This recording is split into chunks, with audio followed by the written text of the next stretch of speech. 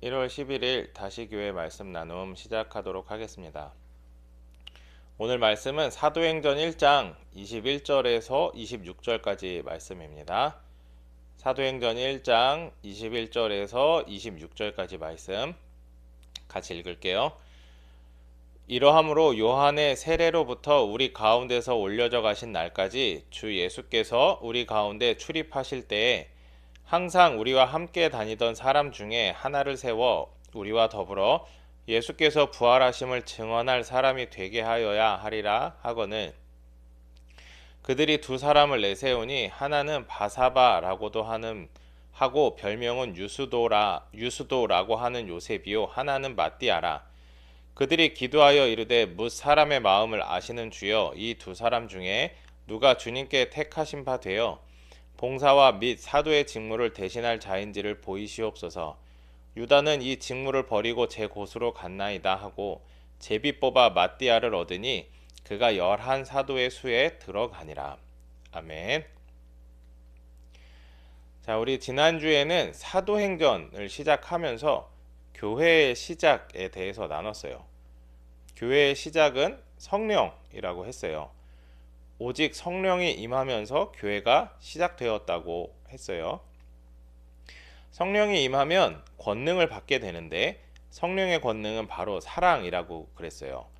나와 상관없고 나를 모르고 어쩌면 나에게 관심조차 없는 사람을 사랑할 수 있고 그 사람을 보고 그 사람을 만나고 그 사람을 섬기는 것이 성령의 권능이라고 했어요. 그리고 이것이 바로 교회의 시작이다 라고 지난 시간에 나눴어요. 오늘은 우리 함께 읽은 사도행전 1장 21절에서 26절까지 말씀을 본문으로 해서 우리와 함께, 우리와 더불어 라는 제목으로 말씀을 나누도록 할게요. 오늘 말씀은 사도를 뽑는 이야기예요. 예수님의 제자는 12명이었어요. 사실 예수님을 따르던 사람은 12명이 아니라 더 많았어요. 근데 성경에는 12명의 제자를 언급하고 있어요. 그 12명이 더 뛰어나서가 아니라 이스라엘의 12지파를 나타내는 그런 상징성을 표현하기 위해서 그렇다고 해요. 그러니까 대표성을 띠는 거죠. 12명의 제자들이 부족하지도 않고 뛰어나지도 않아요. 그저 예수님과 동행하면서 예수님을 따랐던 사람들이에요. 우리와 같은 사람들이라고 하는 거죠. 12명이라고 하는 이 특정했기 때문에 특별하다가 아니라 우리와 같은 사람들인데 예수님과 함께 동행했던 사람들이다 라고 생각하시면 돼요. 어쨌든 성경에서 말하는 예수님의 제자는 12명이었어요. 모든 제자의 이름을 알 필요는 없겠죠. 알면 좋아요. 모두 12명의 제자의 이름을 알면 좋지만 모른다 그래서 큰 잘못은 아니니까 그거에 너무 힘들어하지 않으셨으면 좋겠어요. 제자가 누구였느냐가 중요한 게 아니라 제자들이 어떤 삶을 살았는지가 중요하고 제자들의 삶이 어떻게 변화가 되었는지가 더 중요해요. 예수님의 제자 가운데 가룟 유다라고 하는 사람이 있어요. 한 번쯤 아마 들어보셨을 거예요. 다른 사람이 아니라 예수님을 은 30에 판 사람이에요. 예수님이 미리 아셨지만 유다는 결국 예수님을 팔았고 예수님이 십자가에 달려 죽으신 거예요. 가룟 유다는 순간적으로 예수님을 팔았지만 죄책감에 시달리다가 자살을 해요. 근데 그것도 뜻대로 되지 않아서 너무나 비참하게 죽음을 맞이하게 되죠. 그렇게 가룟 유다가 죽고 나니까 예수님의 제자는 12명에서 한 명이 빠졌으니까 11명이 됐겠죠. 그런데 아까 언급한 것처럼 12라고 하는 숫자는 이스라엘에서 매우 중요해요. 이스라엘의 12지파를 상징하면서 대표성을 띠는 거죠. 그래서 12사도를 다시 세우려고 해요. 이미 11명의 제자들과 함께 다니는 사람들은 많이 있었을 거예요. 예수님을 따랐던 많은 사람들이 있었던 것처럼 제자들과 함께 동행하던 사람들도 많이 있었을 거예요. 그 많은 사람 중에 한 명을 골라서 12명을 만들어야 돼요. 그래야 대표성을 띠고 완전한 사도의 수를 만들 수 있어요. 그래서 오늘 본문처럼 후보를 뽑고 기도를 하면서 사도를 세우는 거예요. 오늘 본문 한번 살펴볼게요. 오늘 말씀 이전에 베드로가 나와요. 베드로는 당시의 상황을 설명을 해요. 가룟 유다가 죽게 되고 사도의 수가 11명이 되었다. 12명의 사도가 세워져야 되니까 가룟 유다를 대신할 한 명을 세워야 한다. 뭐 이거는 베드로의 생각이 아니에요. 성경 말씀을 베드로는 인용을 해요. 그러니까 성경 말씀을 근거로 해서 대신할 사람을 선발해야 된다라고 말하는 거예요. 엄밀히 따지자면 뭐 필요에 따라서 성경 말씀을 인용한 것으로 볼 수 있지만 베드로는 성경 말씀에서 근거를 찾고 그렇게 사람들을 설득해요. 그렇게 사람들이 마음을 모아서 뜻을 정하고 가룟 유다를 대신할 사람을 찾게 돼요. 그 사람을 선발하는 기준이 두 가지가 나와요. 하나는 항상 제자들과 함께 다니던 사람이어야 한다는 것이고, 다른 하나는 예수님께서 부활하심을 증언해야 한다는 거예요. 당시 제자들과 함께 다니던 사람들 중에 이 두 가지 조건을 충족하는 사람들이 있었을 거예요. 그 사람들 중에 사람들이 추천을 하고 후보로 세웠어요. 한 명은 바사바라고 하는 사람인데 별명이 유스도였어요. 요셉이죠. 그리고 다른 한 명이 마띠아였어요. 요셉의 별명은 유스도라고 했어요. 유스도는 올바르다, 의롭다 라는 뜻이에요. 그러니까 별명에서 알 수 있듯이 요셉이라고 하는 사람은 의롭고 올바른 사람이었을 거예요. 그러니까 사람들이 별명을 그렇게 부르고 있었겠죠. 일반적인 기준, 우리가 흔히 생각하는 기준에서 사도로 불리기에 적절한 사람인 것 같아요. 올바른 사람, 의로운 사람이라고 다른 사람들이 인정을 하는 사람이면 사도로 불리기에 부족함이 없을 것 같아요. 그런데 다른 한 명, 마띠아에 대해서는 다른 설명이 없어요. 그러니까 마띠아의 이름의 뜻은 하나님의 선물이라고 하는 뜻이에요. 뭐 이름이야 나면서 뭐 부모님이 지어주신 거니까 그 이름만으로 이 사람이 어떤 사람인지 분명하게 알 수 없어요. 그 종합해 보면 요셉은 유스도라는 별명을 통해서 올바르고 의로운 사람이라는 것을 충분히 짐작해 볼 수 있어요. 근데 마띠아는 어떤 사람인지 알 수 없어요. 이런 사실을 본다면 당연히 요셉, 유스도라는 별명을 가지고 있는 요셉을 사도로 세워야 돼요. 그런데 결론적으로 보면 아니에요. 마띠아를 세워요. 예수님의 11명의 제자들과 다른 사람들은 사람들의 평가와 성품으로 사도를 세우지 않아요. 하나님께 기도하고 하나님이 세우시게 해요. 우리 24절을 보면 그들이 기도하여 이르되 이렇게 시작을 해요. 사람을 세우기 전에 함께 기도했다는 거예요. 베드로가 혼자 기도하지 않았고 그들이 기도했다고 해요. 모두 마음을 모아서 기도했다는 거예요. 사실 기도의 내용을 보면 사도는 어느 정도 정해져 있어요.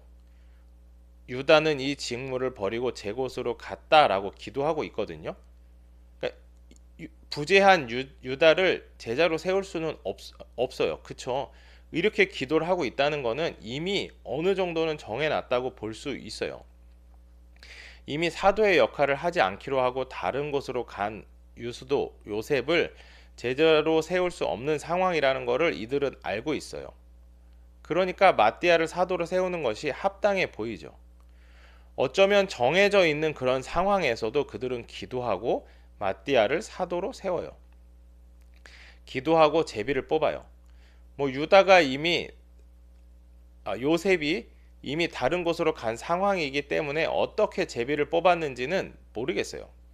그런데 제비를 뽑아서 마띠아가 사도로 세워져요.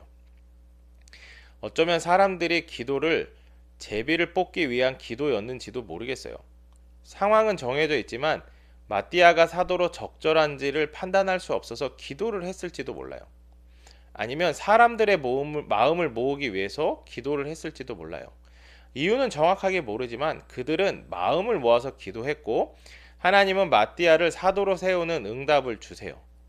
그렇게 마띠아는 사도로 세워지고 다른 사도들과 함께 사역을 해요. 오늘 본문 이후에 마띠아는 성경에서 더 이상 언급되지 않아요. 그렇다고 마띠아의 역할이 없지는 않았을 거예요. 전승에 따르면 사도로서 마띠아도 주어진 역할에 충실하게 임했고 결국은 순교를 당하게 된다고 해요. 근데 성경에서 언급되는 마띠아는 마띠아가 사도로 선발되는 과정만을 보여줘요. 신앙인의 눈으로 볼 때 중요한 건 역시 기도예요. 사람의 조건이나 성품이나 평판이나 다른 것들을 보기 이전에 기도한다는 거예요. 기도하고 하나님의 뜻을 기다려요. 하나님의 뜻을 따라 사도를 세우는 거죠. 오늘날 우리가 당연히 본받아야 되는 부분이에요. 교회에서 열심히 일한다고 해서 교회의 리더로 세우는 게 아니라 하나님께 기도하고 세우는 게 필요해요. 사람의 시각과 사람의 생각과는 다른 하나님의 뜻을 따라 사람을 세우는 거죠. 그렇게 기도하는 우리가 되었으면 좋겠어요. 그리고 나누고 싶은 것이 있는데 뭐냐면 마띠아가 어떤 사람이었느냐라는 거예요. 이 사람의 스펙이 어떠냐가 아니라 어떻게 행동하고 어떻게 삶을 살았느냐라는 부분이에요. 언급된 마띠아의 성품이나 특징이 없어서 정확하게 알 수는 없고 확실하게 알 수 있는 것들만 나누려고 해요. 먼저는 예수님을 따랐던 제자들과 함께 다닌 사람이라고 하는 거예요. 예수님이 요한에게 세례를 받으실 때 승천하신 날까지 제자들과 함께 계실 때 제자들과 함께 다닌 사람 중에 마띠아라고 하는 사람이 있었다는 거예요. 공동체의 일원으로 매우 중요한 조건이죠. 꼭 필요한 조건이에요. 함께 했다는 거죠. 공유했다는 거예요. 어려운 순간에도 함께 했고 좋은 순간에도 함께 했을 거예요. 삶을 공유했다는 거예요. 항상 다른 제자들과 함께 다니던 사람, 그 사람이 바로 마띠아예요. 또 다른 특징은 예수님의 부활하심을 증언하는데 다른 사도들과 더불어서 증언한다는 거예요. 예수님이 승천하실 때까지 함께 했으니까 당연히 부활하시고 그들 가운데 나타나신 것을 마띠아도 보았을 거예요. 그러니까 당연히 그걸 증거할 수 있었겠죠. 그런데 혼자 하지 않고 다른 사도들과 함께 더불어서 해요. 자기가 직접 보았기 때문에 혼자서도 증거할 수 있었어요. 아마 혼자 있는 상황에서도 증거했을 거예요. 그런데 다른 사도들과 함께 더불어서 증언했어요. 예수님이 계실 때도 그랬지만 함께 어려움을 나누면서 함께 그것들을 이겨 나갔을 거예요. 그렇게 함께 예수님의 부활을 증언하다가 어려움을 당하고 순교할 때까지 신앙을 지켰을 거예요. 사실 이게 오늘 말씀을 통해서 알게 된 마띠아의 성품이고 특징이고 마띠아의 행동이고 삶이었지만 사실 이거는 모든 다른 사도들의 공통점이기도 해요. 사도들은 모두 다 이랬어요. 함께 삶을 공유했고 함께 사역을 공유했어요. 함께 어려움을 겪으면서 서로 격려하면서 어려움들을 이겨나갔고 서로의 성과를 공유하면서 함께 기뻐하고 함께 즐거워했을 거예요. 그렇게 그들은 함께 사역을 감당하면서 순교할 때까지 신앙을 지켜나갔을 거예요. 그것이 사도들이었고 그것이 공동체였고 그게 교회였어요. 마띠아를 뽑으면서 사람들의 추천을 받으면서 사도들은 자기들의 모습을 돌아봤을 거예요. 나는 예수님의 부활을 보았는데 나는 이들과 더불어 예수님의 부활을 증언하고 있는가? 나는 마띠아를 사도로 세우는데 나는 과연 사도로서 적당하게 적절하게 합당하게 살아가고 있는가? 사도들은 아마 자기들의 모습을 돌아봤을 거예요. 사랑하는 여러분, 우리는 교회고 우리는 공동체예요. 공동체는 많은 것을 공유해요. 함께 기뻐하고 함께 즐거워하고 함께 감사해요. 물론 공동체로서 무언가를 이루려고 노력도 해요. 그것을 사역이라고 부르기도 해요. 공동체로서 감당해야 되는 사역도 매우 중요하죠. 하지만 함께 기뻐하고 함께 즐거워하고 함께 감사하는 것, 이게 바로 시작이에요. 사역도 함께 해야 되는 거예요. 공동체는 함께 하는 거예요. 한 사람의 역량으로 더 큰 성과를 낼 수도 있어요. 공동체 중에 굉장히 뛰어난 사람이 있다면 그 사람의 역량만으로 매우 큰 성과를 낼 수도 있어요. 훌륭한 개인들이 모여서 그 사람들의 역량을 모아서 시너지를 발휘하면 좋은데 시너지를 발휘하지 못하고 오히려 마이너스가 될 수도 있어요. 성과를 내기보다 현상을 유지하기도 힘들어지기도 해요. 그래서 그 과정에서 목표했던 것을 이루지 못할 수도 있어요. 그래도 의미가 있어요. 그게 공동체고 교회이기 때문이에요. 성과를 내지 못해도 함께 했다는 것, 오히려 마이너스가 될지언정 그들이 함께 모든 것을 공유했다는 것 자체가 의미가 있고, 그렇게 교회가 이루어져 가는 거예요. 마띠아가 사도가 되었는지 요셉이 사도가 되었는지 뭐 이 사실도 중요하겠죠. 그것보다 더 중요한 게 있다면 마띠아가 어떤 삶을 살았던 사람이었느냐일 거예요. 뭐 사실 그 자리를 떠났다 고해서 요셉을 나무랄 필요 없어요. 요셉은 요셉의 역할이 있어서 그 자리를 떠났을 거예요. 대신 마띠아가 그 역할을 성실하게 수행했을 거예요. 우리 공동체, 우리 교회도 마찬가지예요. 우리의 구성원, 우리의 지체가 누구인지도 되게 중요하겠죠. 사람들의 스펙도 중요해요. 하지만 그보다 중요한 건 우리의 구성원, 우리의 지체가 어떤 사람이고 우리가 어떻게 어우러지느냐라고 하는 사실일 거예요. 각자의 주어진 일에 충실하면서 공동체를 이루어 가면 돼요. 혹시 누군가 부족하다고 해서 비판하거나 나무라지 않고 조금씩 힘을 모아서 공동체를 이루어 가면 돼요. 그러다가 혹시 목표한 바를 이루지 못해도 속상해하지 말고 우리 안에 온전한 공동체가 있고 서로를 이해하고 사랑하는 공동체가 있음에 감사할 수 있으면 되는 거예요. 그게 바로 공동체고 그게 바로 교회예요. 이 말씀을 나누는 우리 공동체가 그런 공동체가 되었으면 좋겠어요. 그리고 이 말씀을 나누는 우리 교회, 다시 교회가 그런 교회가 되었으면 좋겠어요. 성과가 없어도 조급해하지 않고 누군가를 나무라지 않고 그래도 함께 기뻐하고 즐거워하면서 서로를 사랑하는 공동체, 교회가 되었으면 좋겠어요. 다시 교회 은둔 고립 청년들을 돕기 위해 세워진 교회입니다. 이들과 사역을 하다 보면 성과가 나타나지 않고 성과가 눈에 보이지 않을 때가 너무나 많아요. 하지만 그럼에도 불구하고 그 사역을 할 수 있는 지체들이 있고 사역을 위해서 함께 기도하는 여러분들이 있기 때문에 사역을 충분히 이어갈 수 있고 그렇게 교회는 이루어져 간다고 생각을 합니다. 우리 성과에 너무 연연하지 말고 성과가 보이지 않더라도 함께 마음을 모아서 기도하면서 그렇게 함께 공동체를 이루어가는 다시 교회가 되었으면 좋겠습니다. 제가 기도하겠습니다. 사랑의 주님, 감사합니다. 오늘 마띠아를 사도로 뽑는 그러한 말씀을 보았습니다. 공동체로서 함께 동행하고 함께 사역하고 함께 삶을 살아가는 그들의 모습을 봅니다. 하나님, 우리 안에 그런 공동체가 있게 하여 주시옵소서. 성과를 바라며 서로를 힘들게 하는 것이 아니라 성과가 부족해도 서로에게 힘이 되고 서로에게 도움이 되고 서로에게 위로가 되고 서로에게 사랑이 될 수 있는 그러한 공동체, 그러한 구성원들이 되게 하여 주시옵소서. 우리에게 귀한 공동체를 주신, 귀한 교회를 주신 주님께 감사드리며 예수님의 이름으로 기도드렸습니다. 아멘.